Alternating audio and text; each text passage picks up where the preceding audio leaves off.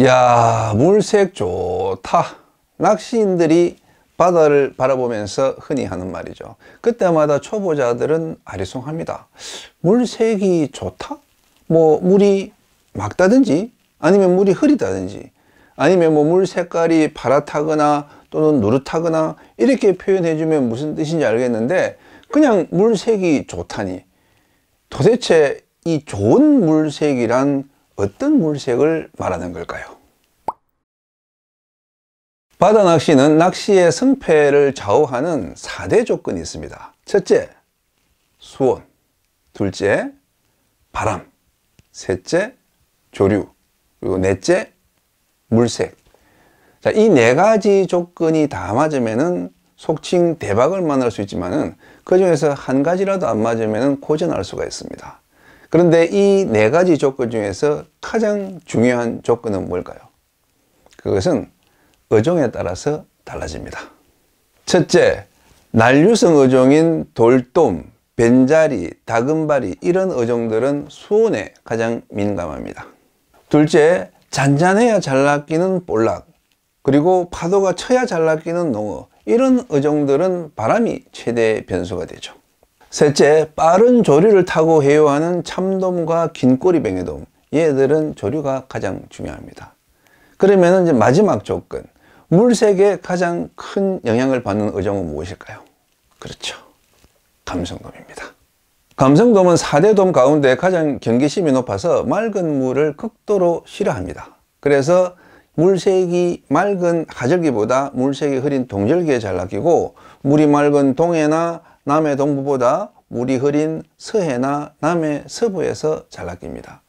하지만은 또 그렇다고 너무 짙은 뻘물은 싫어하죠. 그래서 적당히 흐린 물색, 파란 바닷물에 우유나 쌀뜨물을 부은 것 같은 물색, 바로 이런 물색을 감성돔 물색이라고 부릅니다.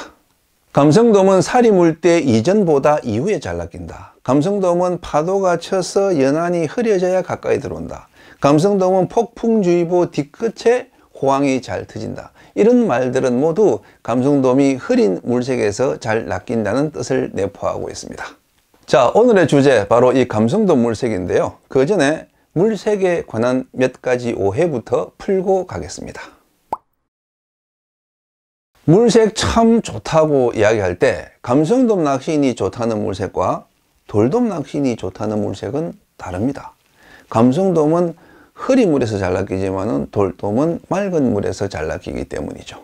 그런데 돌돔이 별난 고기라서 맑은 물을 좋아하는 게 아니고, 사실은 감성돔이 유난히 흐린 물을 좋아하는 겁니다. 4대 돔 가운데 이 흐린 물을 좋아하는 어종은 감성돔 하나밖에 없습니다. 나머지 돌돔, 참돔, 뱅에돔, 긴꼬리 뱅에돔까지 모두 맑은 물에서 더 잘 낚입니다. 뿐만 아니라 볼락, 전갱이, 오징어, 고등어, 벤자리, 부시리 등등 바다 낚시 대상어의 대부분이 흐린 물보다 맑은 물에서 더 잘 낚입니다. 왜? 맑은 물이 흐린 물보다 수온이 더 높기 때문이죠. 우리나라 연근해의 수온 분포를 보면은 내만의 연안수보다 외해의 바닷물이 수온이 더 높은데, 그 이유는 난류가 남쪽 외해에서부터 올라오기 때문입니다. 우리나라에 영향을 미치는 난류는 쿠로시오 해류의 지류인 대마 난류인데, 이 대마 난류는 쿠로시오와 마찬가지로 굉장히 맑은 물색이 특징입니다. 반대로 겨울에 저 북쪽 바레만에서부터 유입되는 황해 연안수는 차갑고 탁한 물색을 띠죠. 그래서 서해안과 남해안의 수온은 물이 맑을 때 높고 물이 흐릴 때 낮습니다. 아닌데? 맑은 물이 차갑고 흐린 물이 따뜻한 것 아닌가? 혹시 이런 의문 가져보지 않으셨나요? 의외로 이렇게 생각하는 분들이 많습니다. 그 이유는 여름에 종종 엄습하는 심해 냉수대, 이 청물의 이미지가 과도하게 작용하기 때문입니다. 주로 8월부터 9월 사이에 동해안과 남해 동부 해역에 자주 들어오는 청물은 바람이나 기타 원인에 의해서 심해의 저산소 수계가 용성하여 나타나는 대단히 차갑고 맑고 산소가 부족한 물덩어리입니다. 수산학에서는 청조 또는 청수라고 부르죠. 이 청물이 들면은 수온 하락으로 물고기들의 활동성이 뚝 떨어지고 또 산소가 부족해져서 이 양식 어류들이 집단 폐사하기도 합니다. 하지만은 청물은 어디까지나 특수한 상황이고 보편적으로는 맑은 물이 더 따뜻합니다. 자, 우리가 이 바닷물의 물색과 수온을 이해하려면은 우리 바다의 수온을 좌지우지하는 세계 5대 난류의 하나, 쿠로시오를 먼저 이해해야 됩니다. 쿠로시오는 흑조라는 이름 그대로 검은빛을 띱니다. 정확히는 잉크빛에 가까운 코발트색, 네이비 컬러죠. 이 쿠로시오는 고수온, 고염도, 저산소의 빈영양 해류로 유명한데 물속에 빛을 반사할 부유물이 없을 정도로 투명해서 우리 눈에 검게 보이는 겁니다. 쿠로시오는 그 자체에는 영양분이 적습니다. 그래서 쿠로시오가 직접 닿는 그 일본의 남쪽 바다에는 물고기가 적어요.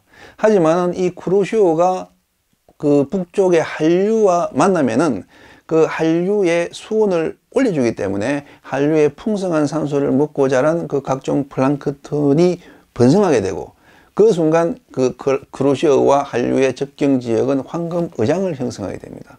이를테면은 제주도와 일본 규슈 사이 해역이나 또 독도와 일본 혼슈 사이 그 바다가 이제 그런 바다가 되는 거죠. 그래서 일본 어부들이 옛날부터 독도를 침범해온 이유는 일본의 남쪽보다 북쪽 바다에 물고기가 더 많기 때문입니다. 어쨌든 쿠로시오의 지류인 대만한류, 그 대만한류의 지류인 황해난류 모두 쿠로시오와 마찬가지로 맑고 금푸른 물색을 띱니다. 대만한류가 한반도로 가장 근접하는 시기는 7월, 8월, 9월 이 석 달인데 이때 부산 앞바다에서 그 북쪽으로는 울진을 거쳐서 울릉도 독도까지 그리고 동쪽으로는 거제도를 거쳐서 거문도 여수도까지 확장됩니다. 그리고 대만한류의 세력이 강한 해에는 거문도 북쪽에 그 광도, 평도, 손죽도 또 여수도 북쪽에 청산도, 소안도, 덕우도까지 확장되고 서쪽 멀리로는 가그도와 그 안쪽에 태도, 만제도까지 세력이 확장되죠. 이 대만한류의 확장 시기와 확장 범위가 돌돔 낚시로 대표되는 여름 낚시 시즌 전개와 정확히 일치하며 그 대만한류의 고유색, 즉 짙은 코발트색 맑은 물이 들어올 때 모든 여름 낚시가 호황을 보이는 것입니다. 그런데도 여름이나 초가을에 그 맑은 물색을 보고 청물이 들어와서 수온이 떨어졌다고 단정 짓거나 또 겨울에 그 북서풍이 탁한 연안수를 밀고 내려왔는데도 야 수온이 물색이 적당히 흐려지니까 수온도 올라갔다고 말한다면 그야말로 엉터리 진단이 되는 겁니다. 다시 말하지만 맑은 물은 수온이 높고 흐린 물은 수온이 낮다. 그래서 고수온을 좋아하는 참돔, 돌돔, 뱅에돔은 맑은 물에서 잘 낚이고 저수온을 좋아하는 감성돔은 흐린 물에서 잘 낚인다. 이렇게 그 좋은 물색이란 어종에 따라서 달라진다는 사실을 꼭 기억하시기 바랍니다. 그런데 감성돔도 늘 탁한 물만 좋아하는 건 아닙니다. 아직 그 맑은 난류가 외해를 장악하고 있는 가을과 초겨울에는 그 파도나 또 빠른 조류가 물색을 흐리게 만들었을 때 잘 낚이지만은 그 차가운 황해 연안수가 남해까지 밀려와서 그 수온이 낮고 뻘물이 잦은 한겨울과 봄에는 오히려 물색이 맑을 때 더 잘 낚입니다. 겨울물을 형성하는 황해 연안수는 연중 수온이 가장 낮은 1월 중순 이후부터 이제 2월까지 이제 가장 넓게 확장되는데 이때는 남해 원도도 수온이 10도, 뭐 내만은 7도, 8도까지 떨어지죠. 그래서 이때는 수온이 조금이라도 높은 곳을 찾아야 되는데 탁수가 침범하지 않는 맑은 수역의 수온이 더 높고 또 같은 수온일지라도 물이 맑은 곳에 햇빛 투과율이 더 좋기 때문에 물이 맑은 곳에서 감성돔이 더 잘 낚입니다. 지난 구정 때 시골 진주에 내려갔다가 통영 갈도를 찾았는데 물색이 거의 완도 내만권처럼 흐렸어요.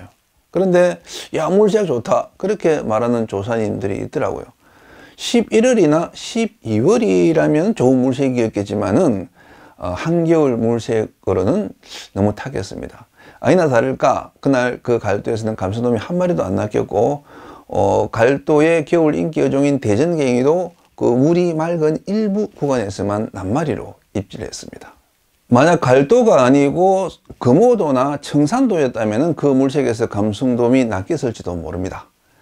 진도나 뭐 신안, 무안 그쪽 지역의 감성돔들은 워낙 그 짙은 탁수에 단련되어 있기 때문에 도저히 낚시가 안 될 것 같은 뻘물에서도 그 낚이곤 하거든요. 하지만은 이 경상도 감성이들은 이 전라도 감성에 비해서 탁한 물색에 익숙하지 않기 때문에 제 경험으로는 물색이 흐릴 경우에는 잘 안 낚였던 걸로 제가 기억하고 있습니다. 그래서 바로 이것이 감성돔 물색이다 이렇게 쉽게 단언할 수가 없는 것이 초겨울에 좋았던 물색이 한겨울에는 안 좋은 물색이 되기도 하고 또 전라도에서는 좋은 물색이 경상도에서는 안 좋은 물색이 되기도 하기 때문에 어떤 그 최고의 감성돔 물색은 이것이다 이렇게 특정할 수가 없다는 겁니다.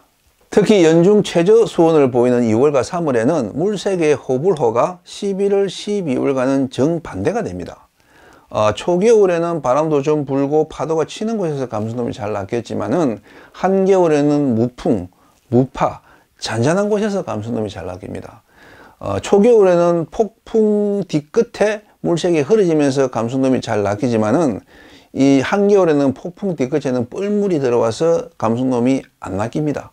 물때도 초겨울에는 물색이 흐려지는 8물, 9물, 10물, 11물이 좋은 물때로 꼽히지만은 한겨울에는 물색이 맑은 3물, 4물, 5물, 6물이 좋은 물때입니다. 이런 경향은 3월 영등철에 이어서 봄까지도 이어지는데 기온은 빠르게 오를지라도 수온은 아주 느릿느릿 천천히 오르기 때문에 4월 하순까지도 14도 미만의 저수온에 머물러 있기 때문입니다. 자, 오늘 물색과 바다낚시에 대해서 알아본 강의 내용 다시 한번 정리해 드립니다. 1.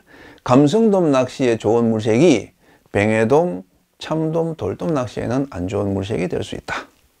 2. 감성돔 낚시에 좋은 물색도 해역별로 달라서 남해 서부와 남해 동부의 베스트 물색은 차이가 있다. 3. 한 해역의 감성돔 물색도 계절별로 달라서 초겨울에 좋은 물색과 한겨울에 좋은 물색은 전혀 다르다. 따라서 최고의 물색, 물색의 이상향이란 결코 존재하지 않으며 다만 그때그때 상황에 맞는 최적의 물색을 찾아내는 것이 바다낚시 고수가 되는 기나긴 여정이다. 하지만 열린 눈으로 충분한 경험을 가지고 물색을 이해하려고 노력하면 누구나 훌륭한 물색 감별사로 성장할 수 있다고 말씀드리고 싶습니다. 다음 시간에는 실전 물색 공략법, 맑은 물의 감성돔 낚시와 흐린 물의 감성돔 낚시를 비교해서 알아보도록 하겠습니다. 시청해 주셔서 감사합니다.